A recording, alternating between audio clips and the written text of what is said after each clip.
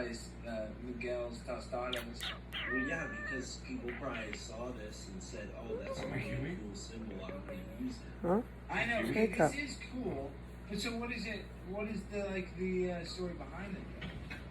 Well, it was created by the ancient Native American people who lived in this Ohio River Valley area.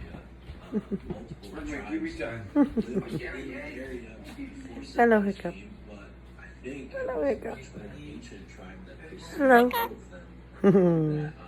Hello. Some of them more. Hello, Hiccup. I mean, there's a whole Cahokia Mound complex Hello, Hiccup. that's down in the Mississippi River area.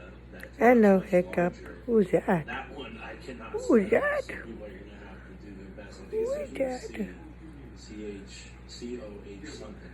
Is that Cahokia Hiccup? complex, but that's down in Missouri, I believe, and that was much larger. And yeah, there's a whole, Mississippi River Valley culture of ancient peoples that built all these mounds, and they're significant. Hello, to Hiccup. certain tribes based on where they live. Hello, Hiccup. I think the Serpent Mound even lines up Hiccup. astrologically to certain events in the sky, Hiccup. such as like the equinoxes or the